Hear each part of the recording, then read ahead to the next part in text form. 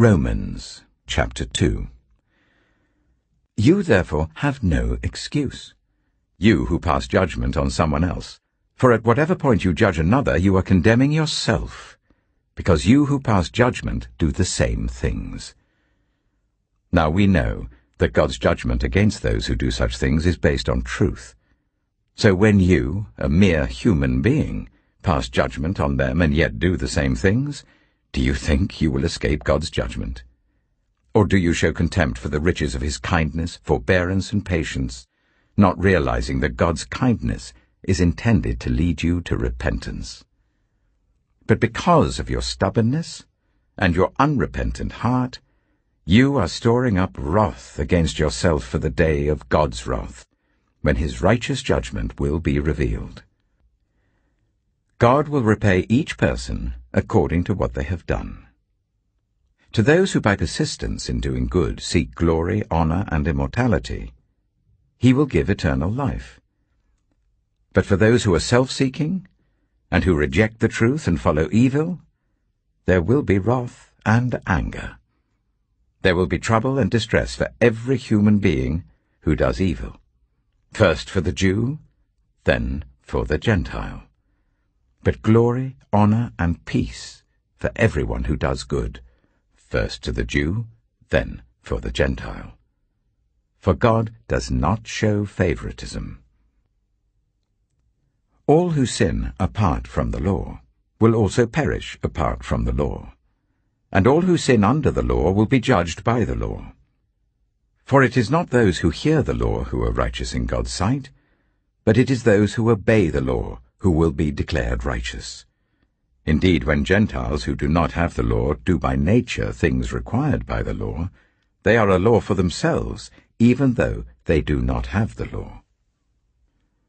They show that the requirements of the law are written on their hearts, their consciences also bearing witness, and their thoughts sometimes accusing them, and at other times even defending them. This will take place on the day when God judges people's secrets through Jesus Christ, as my gospel declares. Now you, if you call yourself a Jew, if you rely on the law and boast in God, if you know his will and approve of what is superior because you are instructed by the law, if you are convinced that you are a guide for the blind, a light for those who are in the dark, an instructor of the foolish, a teacher of little children, because you have in the law the embodiment of knowledge and truth, you then, who teach others, do you not teach yourself? You who preach against stealing, do you steal? You who say that people should not commit adultery, do you commit adultery? You who abhor idols, do you rob temples? You who boast in the law, do you dishonor God by breaking the law? As it is written, God's name is blasphemed among the Gentiles because of you. Circumcision has value if you observe the law. But if you break the law, you have become as though you had not been circumcised. So then, if those who are not circumcised keep the law's requirements, will they not be regarded as though they were circumcised? The one who is not circumcised physically and yet obeys the law will condemn you, who even though you have the written code and circumcision, are a lawbreaker. A person is not a Jew who is one only outwardly, nor is circumcision merely outward and physical. No, a person is a Jew who is one inwardly, and circumcision is circumcision of the heart, by the Spirit, not by the written code. Such a person's praise is not from other people, but from God. Mark chapter 8. During those days another large crowd gathered. Since they had nothing to eat, Jesus called his disciples to him and said, I have compassion for these people. They have already been with me 3 days and have nothing to eat. If I send them home hungry, they will collapse on the way, because some of them have come a long distance. His disciples answered, But where in this remote place can anyone get enough bread to feed them? How many loaves do you have? Jesus asked. 7, they replied. He told the crowd to sit down on the ground. When he had taken the 7 loaves and given thanks, he broke them and gave them to his disciples to distribute to the people, and they did so. They had a few small fish as well. He gave thanks for them also, and told the disciples to distribute them. The people ate and were satisfied. Afterwards the disciples picked up 7 basketfuls of broken pieces that were left over. Above 4,000 were present. After he had sent them away, he got into the boat with his disciples and went to the region of Dalmanutha. The Pharisees came and began to question Jesus. To test him, they asked him for a sign from heaven. He sighed deeply and said, "Why does this generation ask for a sign? Truly I tell you, no sign will be given to it." Then he left them, got back into the boat, and crossed to the other side. The disciples had forgotten to bring bread, except for 1 loaf they had with them in the boat. "Be careful," Jesus warned them. "Watch out for the yeast of the Pharisees and that of Herod." They discussed this with one another and said, "It is because we have no bread." Aware of their discussion, Jesus asked them, "Why are you talking about having no bread? Do you still not see or understand? Are your hearts hardened? Do you have eyes but fail to see, and ears but fail to hear? And don't you remember, when I broke the 5 loaves for the 5,000, how many basketfuls of pieces did you pick up?" 12, they replied. "And when I broke the 7 loaves for the 4,000, how many basketfuls of pieces did you pick up?" They answered, 7. He said to them, "Do you still not understand?" They came to Bethsaida, and some people brought a blind man and begged Jesus to touch him. He took the blind man by the hand and led him outside the village. When he had spat on the man's eyes and put his hands on him, Jesus asked, "Do you see anything?" He looked up and said, "I see people. They look like trees walking around." Once more Jesus put his hands on the man's eyes. Then his eyes were opened, his sight was restored, and he saw everything clearly. Jesus sent him home, saying, "Don't even go into the village." Jesus and his disciples went on to the villages around Caesarea Philippi. On the way he asked them, "Who do people say I am?" They replied, "Some say John the Baptist, others say Elijah, and still others one of the prophets." "But what about you?" he asked. "Who do you say I am?" Peter answered, "You are the Messiah." Jesus warned them not to tell anyone about him. He then began to teach them that the Son of Man must suffer many things and be rejected by the elders, the chief priests, and the teachers of the law, and that he must be killed, and after 3 days rise again. He spoke plainly about this, and Peter took him aside and began to rebuke him. But when Jesus turned and looked at his disciples, he rebuked Peter. "Get behind me, Satan," he said. "You do not have in mind the concerns of God, but merely human concerns." Then he called the crowd to him along with his disciples and said, "Whoever wants to be my disciple must deny themselves and take up their cross and follow me. For whoever wants to save their life will lose it, but whoever loses their life for me and for the gospel will save it.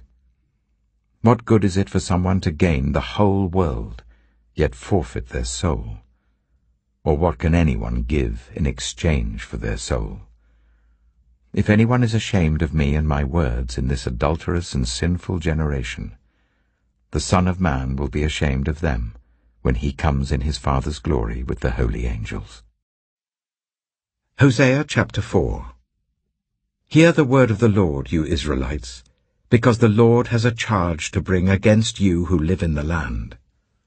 There is no faithfulness, no love, no acknowledgement of God in the land. There is only cursing, lying, and murder, stealing, and adultery. They break all bounds, and bloodshed follows bloodshed. Because of this the land dries up, and all who live in it waste away. The beasts of the field, the birds in the sky, and the fish in the sea are swept away. But let no one bring a charge. Let no one accuse another. For your people are like those who bring charges against a priest. You stumble day and night, and the prophets stumble with you. So I will destroy your mother. My people are destroyed from lack of knowledge. Because you have rejected knowledge, I also reject you as my priests. Because you have ignored the law of your God, I also will ignore your children. The more priests there were, the more they sinned against me. They exchanged their glorious God for something disgraceful. They feed on the sins of my people and relish their wickedness. And it will be, like people, like priests. I will punish both of them for their ways and repay them for their deeds. They will eat, but not have enough. They will engage in prostitution, but not flourish, because they have deserted the Lord to give themselves to prostitution. Old wine and new wine take away their understanding. My people consult a wooden idol, and a diviner's rod speaks to them. A spirit of prostitution leads them astray. They are unfaithful to their God. They sacrifice on the mountaintops and burn offerings on the hills, under oak, poplar, and terebinth, where the shade is pleasant. Therefore your daughters turn to prostitution, and your daughters-in-law to adultery.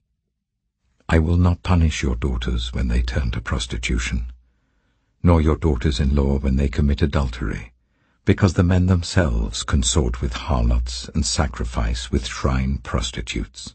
A people without understanding will come to ruin. Though you, Israel, commit adultery, do not let Judah become guilty. Do not go to Gilgal. Do not go up to Beth-aven. And do not swear, as surely as the Lord lives. The Israelites are stubborn, like a stubborn heifer. How then can the Lord pasture them like lambs in a meadow? Ephraim is joined to idols. Leave him alone. Even when their drinks are gone, they continue their prostitution. Their rulers dearly love shameful ways. A whirlwind will sweep them away, and their sacrifices will bring them shame. Proverbs chapter 18. An unfriendly person pursues selfish ends, and against all sound judgment starts quarrels. Fools find no pleasure in understanding, but delight in airing their own opinions. When wickedness comes, so does contempt, and with shame comes reproach. The words of the mouth are deep waters, but the fountain of wisdom is a rushing stream. It is not good to be partial to the wicked, and so deprive the innocent of justice. The lips of fools bring them strife, and their mouths invite a beating.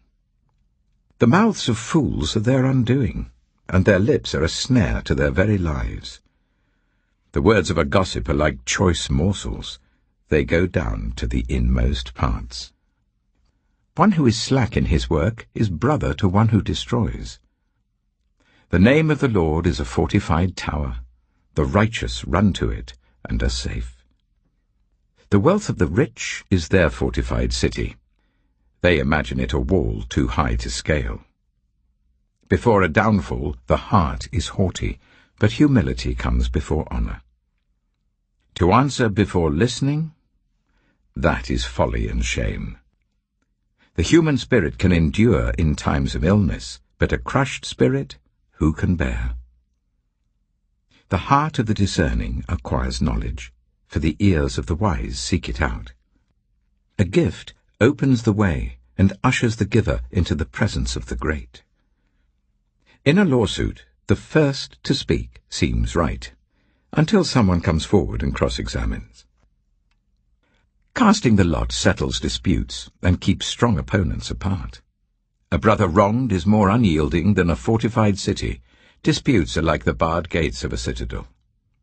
From the fruit of their mouth a person's stomach is filled. With the harvest of their lips they are satisfied. The tongue has the power of life and death, and those who love it will eat its fruit. He who finds a wife finds what is good and receives favor from the Lord. The poor plead for mercy, but the rich answer harshly. One who has unreliable friends soon comes to ruin, but there is a friend who sticks closer than a brother. Psalm 6. Lord, do not rebuke me in your anger, or discipline me in your wrath. Have mercy on me, Lord, for I am faint. Heal me, Lord, for my bones are in agony. My soul is in deep anguish. How long, Lord? How long? Turn, Lord, and deliver me. Save me because of your unfailing love. Among the dead, no one proclaims your name. Who praises you from the grave? I am worn out from my groaning. All night long I flood my bed with weeping, and drench my couch with tears. My eyes grow weak with sorrow, they fail because of all my foes. Away from me, all you who do evil, for the Lord has heard my weeping. The Lord has heard my cry for mercy. The Lord accepts my prayer. All my enemies will be overwhelmed with shame and anguish. They will turn back and suddenly be put to shame.